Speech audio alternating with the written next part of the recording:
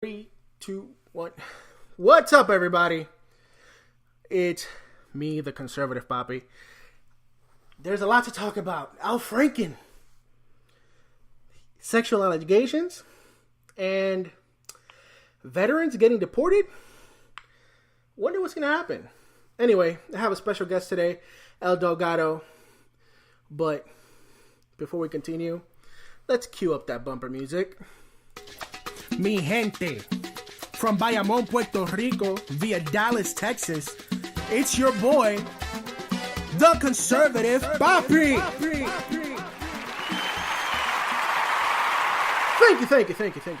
Thank you for joining us tonight. It's another 45-minute edition of the Conservative Papi podcast, and I have a special guest with me today. I have Ed Delgado. He is the host of the Caramel Conservative podcast, formerly known as the Late Night with Mr. Ed podcast or / show. Me and him have been partnering up with a lot of things lately. I have him via phone here today, and I want to go ahead and let him talk a little bit. What's up, Ed? What up, brother? Thank you for having me on the show, brother. Thank you. Oh, yeah, man. Anytime. Man. So, there's a lot of issues that's kind of hitting all over the place today. And you know, tax bill, that's one thing we have to talk about today. Another sexual misconduct allegation with Al Franken. I'll let you pick the starting point because this is ridiculous.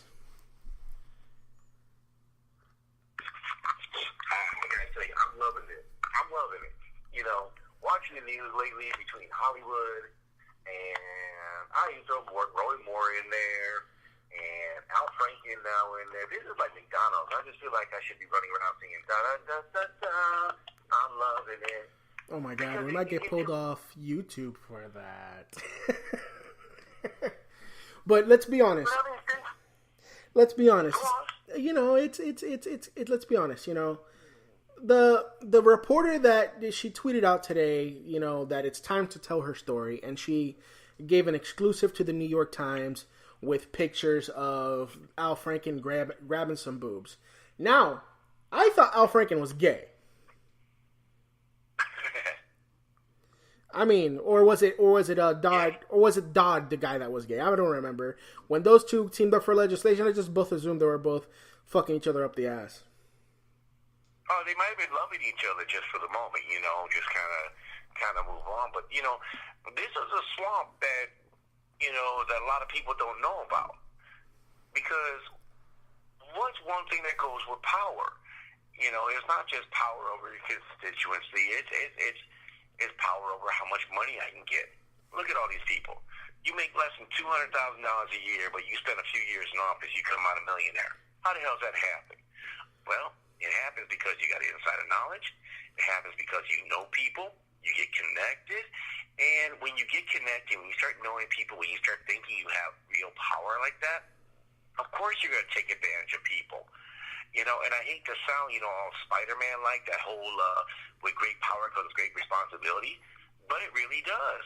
Because look how many people take advantage of it. I mean, there was a story recently that talked about how the House has spent something like $15 million to cover up sexual harassment claims. $15 million. How many people are just unable to control themselves? I think it just goes to the iceberg. It's beyond controlling themselves. It's a culture, right? Because at this point, you know, we have, you know, allegations with Roy Moore. We have Bill Clinton historically. We have now, you know, Al Franken, and it's like almost once you, and it's not just politics, right? Harvey Weinstein really kicked all this off, but no, it's getting to the point where all of these powerful people, let it be in the movie business or in music or in politics, all these powerful people have this culture of taking advantage of the weak. Let it be because they're weak, because they just don't have, you know, the position yet, or because they're just sexual deviants. It's a power grab, right? You know, if I remember correctly, Al Franken used to be a comedian back in the 80s. Ran, SNL. you know, yeah, exactly, right?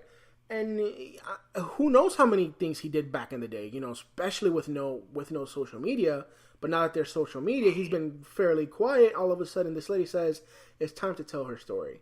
And I'm not running to the newspapers or to the judge and say I believe her 100%, because I think, you know, I still believe that there's innocent until proven guilty. But when you got pictures, though. Well, and this is what trips me out. You know, Roy Moore is only simply being accused. And right now, Gloria Allred's using the yearbook signature as definitive proof.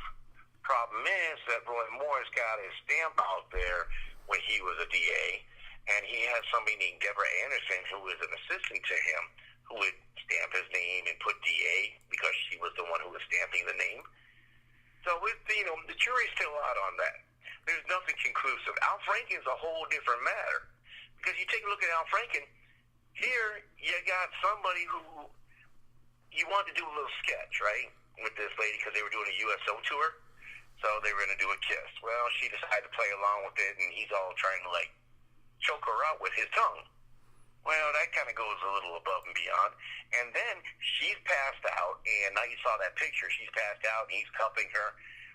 If this was a reverse situation, you could guarantee that the left will be talking about rape allegations and rape culture and, this is misogynistic. Why isn't this being talked about here? Nobody on the left. Where's the National Organization for Women? Where's Ashley Judd? Where's all these other people? And let's not get this twisted either. Hollywood, they got their thing going on. DC's got their thing going on, but they're not mutually exclusive. Because what was Harvey Weinstein for the Democrats? One of their biggest donors. Oh, Lord. Say that again. He was a big, what? Fucking donor. And maybe he was also a big fucking boner. That's definitely, he had one of those. But, it's crazy because, and this is what I find most appalling about every single part of this, right? Is... And let me try to word this correctly. It's sure. How has this gone on for so long with nobody coming out? Is it? I mean, don't get me wrong. My whole life, I've always seen women as strong individuals, and all of a sudden, they're just. I mean, now I get it, right? I get it. I understand where these ladies are coming from. I'm not upset that they feel some sort of way and they want to, hold up on saying, because they don't know the repercussions, especially when it comes to professionally in politics and in acting, right? You come out against Harvey Weinstein or you come out against a Roy Moore. That's possibly your future and your livelihood, right? So right. I see it from one point of view. You get done dirty, and I don't mean this. I mean this just in a general. You get done dirty. They screw you over, and in these ladies' case, they literally got screwed. I can see why they say, well, I suffered through this. It was traumatic, but I still need to provide. I still need to make a future, so I suck it up. So my whole thing is, right, why hasn't there been somebody, saying, hey, we know how this guy is. Did anything happen? Are you okay? Are these things, worth even talking about? Because 30 years after the fact just makes them look really, they lose their credibility. Now this reporter, she's coming out on her own. So I think that makes her a little more credible compared to the Roy Moore victims that are coming out with Gloria Allred at their side. But at the same time, it's how many years after the fact, Well, and that's the biggest problem right there. I'm gonna kind of zone into the Hollywood type people. You got the Jennifer Lawrences, the Ashley Judds and stuff. I mean, hell, Jennifer Lawrence was 15 when someone said that she was highly fuckable. And, I think to myself, number one, where were your parents in this whole thing? You didn't want to say this story. And at what point do you not say, you know what?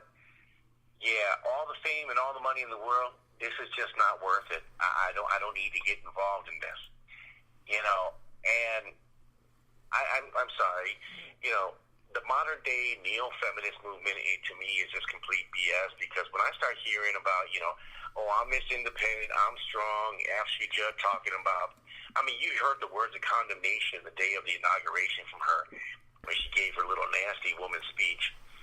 And all Trump got caught saying was, you know, yeah, you can just grab him by the coochie pop. Okay, so you stood up there wearing your Meg Griffin hat, going on your tirade, looking all psychotic. Meanwhile, in the back of the head, you knew that you were victimized by somebody of your own political affiliation, but you weren't talking about them. And he's the one who controls your purse strings. Really? And for the D.C. women and everything like that, I mean, come on. You guys have got the power of the law behind you. You could utilize the press. You could utilize anything. And I get it. These people are very powerful individuals. But again, at what point don't you stand on your principles and say enough is enough and I will not be a victim? I mean, instead of coming out years after the fact. I agree with you 100%. But let's be honest. Look what happened to Monica Lewinsky. She was a bright young staffer. You know, yeah, she was ridiculously Democrat and liberal, but she was a bright young staffer. Not that good looking in my opinion, but she was a bright young staffer with a big butt, and she happened to pleasure the president, to be mild about it. But what happened after that? She came out, you know, because of sexual allegations, and told her story, and you've never heard from her again outside of the, you know, the reality show scene in the early 2000s. You really haven't heard anything from her. That was the end of her political career. Well, yeah, but at the same time, she's got, you know, three people to blame for this. She has, number one, herself. Because I understand she was like 19, 20 years old. And every time I hear someone talk about Lewinsky, oh, was this young girl, she was naive. I'm sorry, you were a White House intern. So right there, that tells me you were supposed to be a cut above the rest. And last I checked, at that age, you're a grown-ass adult. So you knew the rules of the game. You chose to play ball. Then she has Bill Clinton to blame. You know, Bill was married. He knew what was up. He decided to do what he was going to do anyway. And then you had Bill's hit woman there, Hillary. Because what did Hillary do? Exactly what Democrats say you shouldn't do to any woman. She went on full blast, you know, slut shaming. She did that with Lewinsky, Juanita Broadway, pretty much everybody that was involved with Hillary or with Bill. So, you know, while I feel bad for her for having to be the butt of jokes for generations to come, you know what? I'm sorry. When you choose to suck off the president, what did you think was going to happen? The presidential BJ is a huge honor. It's been happening for decades, and she just happens to be the most famous of them all. Yeah, there's Marilyn Monroe, there's Monica Lewinsky, there's countless others that probably never will know their names, but the presidential BJ is a very, very, very common thing. It's a time-honored tradition. It's a time-honored tradition. Sometimes it's done by the wives. Other times it's done by extracurricular activities. But I know. But yeah, that's why they got the stairwell back there. I get that. You know, Lincoln bedroom, stairwell, secret entrance. I get it. No, yeah, of course. You know, that's the whole point. You know, but it's becoming a circus. You know, it's almost like in the last several weeks. About a month and a half now, Weinstein comes out and gets crucified in the media, justly, 100%. That was good reporting on whoever found that out, and I don't know the name of the reporter, and I wish I did, but you know that was good reporting. That was good things happening, because it wasn't just, you know, years ago. It was recent stuff. But with some of these politics, and what that started was just a bad chain reaction. And I say a bad chain reaction, not because these things didn't need to be known, because they did need to come out to the light and dealt with, but I think it's because it makes a lot of these victims look extremely wrong for it so long after the fact. Now, if there was something